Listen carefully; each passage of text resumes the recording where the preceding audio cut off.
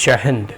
आइए आज हम जो है पॉलिटिकल साइंस और इंटरनेशनल रिलेशन का एक क्वेश्चन जो है डिकोड करने का प्रयास करेंगे, समझने का प्रयास करेंगे।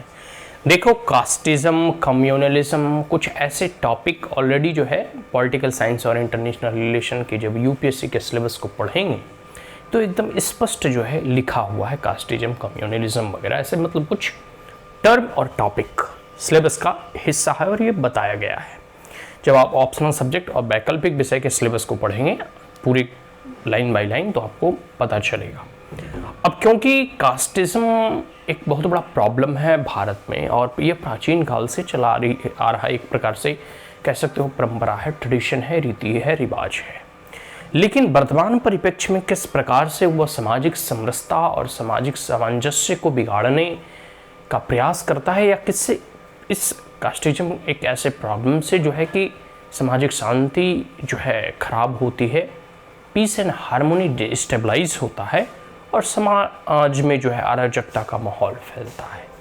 और जब से यह लोकतंत्र जैसी व्यवस्था स्थापित हुई और मल्टी पार्टी सिस्टम, किसी को भी पार्टी बनाने का हक है, तो इसमें और चीज़ें बिगड़ती है क्योंकि फिर सब लोग अपने अपने कम्युनिटी, अपने अपने क्लास, अपने अपने रीजन, अपने अपने रिलीजन की बातों को लेकर जो है और अवेयर होते हैं और बातों को उठाते हैं, उनके कंसर्न, उनकी समस्याओं को लेकर और जो है जागरूक होते हैं और आंदोलन होता है, फिर पॉलिटिकल पार्टी का फॉर्मेशन होता है। तो इस प्रकार से भारत में कह सकते हो कि लगभग 2-2.5 हज़ार से अधिक जो है पॉलिटिकल पार्टी हैं।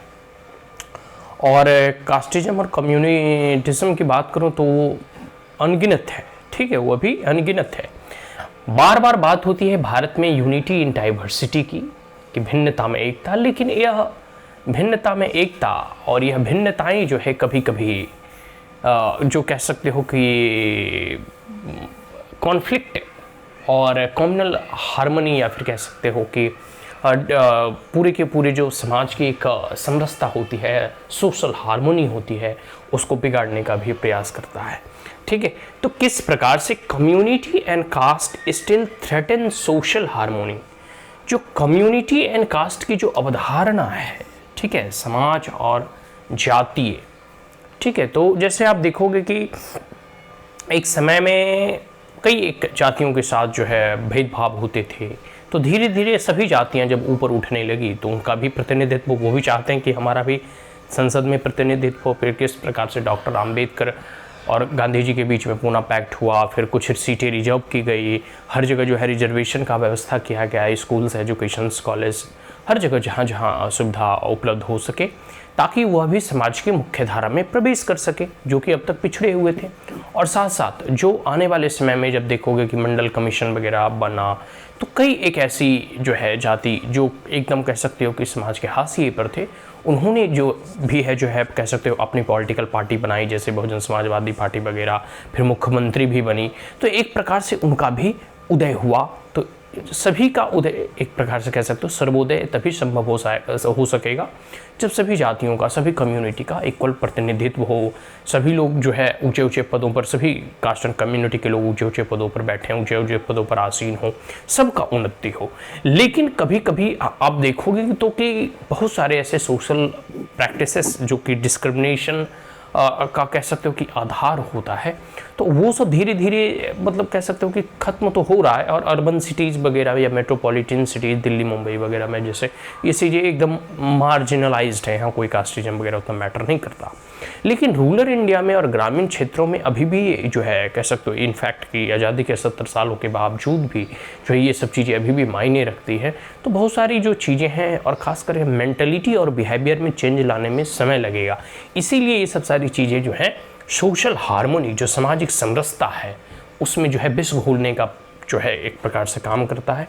और हालांकि कास्टिज्म और किनशिप वगैरह या कम्युनिटी सिटीजनशिप वगैरह ये सब धीरे धीरे ग्रेजुअली जो है इरेज होगा, लेकिन फिर भी कह सकते हो कि इतने लंबे सालों से चली आ रही परंपरा तुरंत और एब्रप्ट जो है ख़त्म हो जाएगी ऐसा नहीं है। लेकिन हाँ, यह बात ज़रूर है कि संवैधानिक बदलावों के जरिए और सामाजिक जागरूकता के जरिए, सोशल अवेयरनेस के जरिए धीरे धीरे चीज़ें सामान्य हो रही है, इसको भी नकारा नहीं जा सकता। ठीक है, लेकिन हाँ अभी भी जो है कास्ट वगैरह एक जो है कह सकते हो कि कहा जाता है कास्टिज्म ऑफ पॉलिटिक्स और पॉलिटिक्स ऑफ कास्टिज्म, ये सब सारी चीज़ें चलती रहती है। And political peace in India, तो community and caste still threaten the social harmony and political peace. देखो यहाँ मैंने पहले ही बताया था कि राजनीतिक शांति को तो ये भंग करता ही है, क्योंकि हर एक जो है जाति के लोग अपने अपनी पॉलिटिकल और जो है राजनीतिक दल बनाते हैं, अपनी अपनी महत्वाकांक्षाओं को रखते हैं, ठीक है, अपनी अपनी कंसर्न को रखते हैं, अपने अपने प्रॉब्लम्स को रखते हैं। तो जब चुनाव होते हैं तो देखते हो कि रोप एंड प्रत्यारोप का दौर चलने लगता है। लेकिन हाँ, समय और चीज़ों के साथ जैसे जैसे शिक्षा का प्रचार प्रसार होगा, धीरे धीरे चीज़ें सामान्य होगी और बदलाव आएगा। अभी देखो इंटरकास्ट मैरिजेस वगैरह जैसे धीरे धीरे सामान्य होने लगेंगी, ठीक है, गवर्नमेंट जो है इक्वल सबको प्रोटेक्शन देने लगेगी, तो चीज़ें जो है सामान्य होगी। और जैसे सबसे बड़ी बात है शिक्षा का प्रचार प्रसार, मेरे अनुसार से बहुत आवश्यक है अगर सोशल हार्मोनी को बिल्डअप करना है तो बट स्टिल इट इज़ कह सकते हो ना कि फैक्टर, ये एक ऐसा फैक्टर है जो कि सामाजिक समरसता और सामाजिक जो कह सकते हो कि शांति और राजनीतिक शांति को अस्थिर करने का प्रयास करता है। तो आशा करता हूँ कि ये समझ में आ गया होगा कैसे अस्थिर करता है। इस पे आपके कुछ पॉइंट लिखने हैं, फिर कुछ आपको सॉल्यूशन दे देने हैं, कुछ समाधान दे देने हैं, जैसे हमने एक दिया यहाँ पे कि अगर अच्छी शिक्षा व्यवस्था हो तो ऐसी सामाजिक आरक्षकता से निपटा जा सकता है। तो आशा करता हूँ कि प्रश्न समझ में आ गया होगा। जब हम लोग डिटेल आंसर राइटिंग करेंगे तो हम लोग टू द पॉइंट समझने का प्रयास करेंगे। आइए अब हम समझते हैं एक नेक्स्ट क्वेश्चन को, ठीक है।